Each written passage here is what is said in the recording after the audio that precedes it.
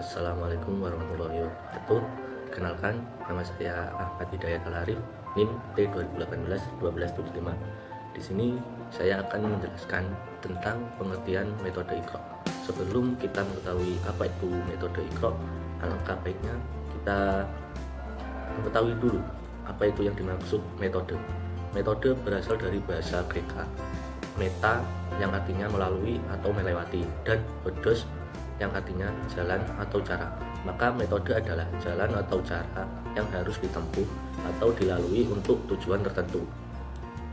Nah, sedangkan Iqra sendiri berasal dari bahasa Arab yang mempunyai arti bacalah.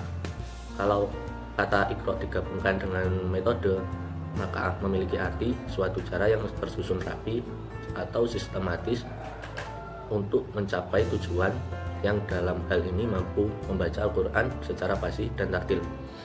Metode Iqra juga mempunyai arti suatu metode membaca Al-Quran yang menekankan langsung pada latihan membaca.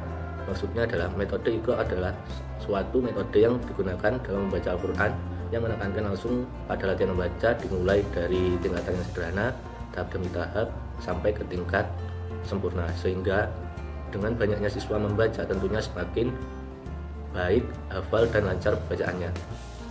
Kitab Iqra sendiri mempunyai 6 jilid, ditambah 1 jilid lagi yang berisi tentang doa-doa.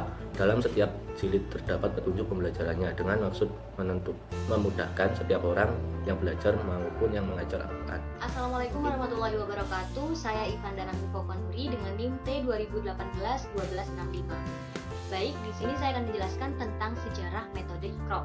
Metode Iqra disusun oleh Ustadz Asad Humam pada tahun 1983 hingga 1995. Sejarah penyusunan metode Iqra diawali dengan pengalaman Ustadz Asad Humam yang sebelumnya telah mengajarkan santri-santrinya untuk bisa membaca Al-Quran, yakni dengan menggunakan metode Baghdadiyah.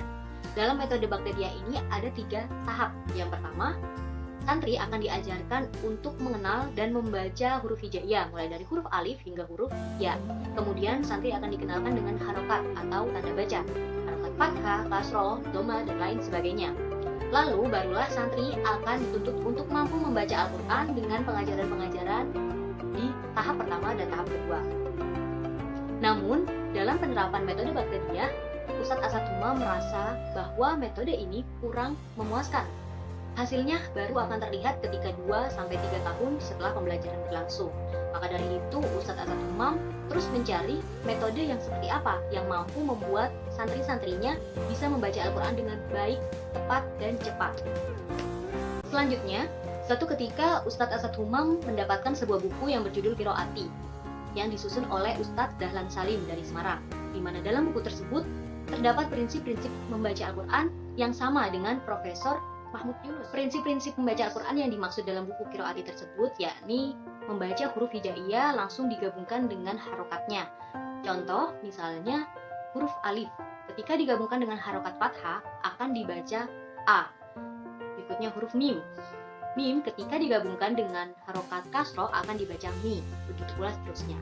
Jadi, Ustadz Asad Humam merasa bahwa metode ini akan sangat memudahkan santri-santrinya untuk bisa membaca Al-Quran dengan cepat dan tepat. Dalam waktu yang bersamaan, kemudian Ustadz Asad Humam menghimpun beberapa anak muda yang memang mereka memiliki keterpanggilan dalam problema membaca Al-Quran. Anak-anak muda tersebut dihimpun dalam satu wadah, yakni Tim Tadarus Angkatan Muda Masjid dan Musola Yogyakarta, atau yang biasa kita kenal dengan singkatan AMM. Tim AMM beranggotakan 17 orang, di mana ke-17 orang tersebut yang akan membantu dan mendukung Ustadz Asad Humam dalam menyusun metode Iqra.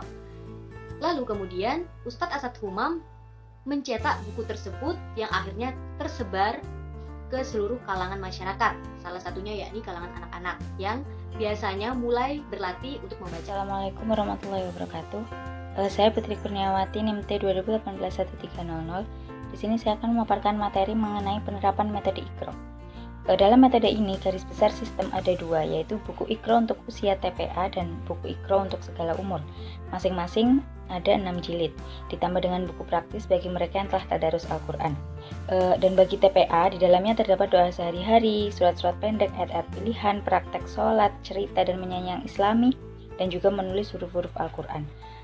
Pada sistem ini, kelompok kelasnya dibagi menjadi dua, yaitu TKA dan TPA berdasarkan usia peserta didik, dengan waktu pendidikan selama 1 tahun yang dibagi menjadi 2 semester. Adapun buku Iqra terdiri dari 6 jilid, dimulai dari tingkatan yang sederhana, tahap demi tahap sampai pada tingkatan yang sempurna. Lalu ada prinsip-prinsip dasar metode Iqra terdiri dari 5 tingkatan pengenalan, yaitu yang pertama ada Thariqat Asy-Syautiyah yang artinya penguasaan atau pengenalan dini. Yang kedua ada Thariqat At-Tadrij yang artinya pengenalan dari yang mudah ke yang sulit. Dan yang ketiga yaitu Thariqat Qiyadatil Atfal, yaitu pengenalan melalui latihan-latihan yang menekankan agar peserta didik menjadi lebih aktif. Yang keempat at-tawassu fil maqasid la fi alat, yaitu pengajaran yang berorientasi pada tujuan bukan pada alat yang digunakan untuk mencapai tujuan.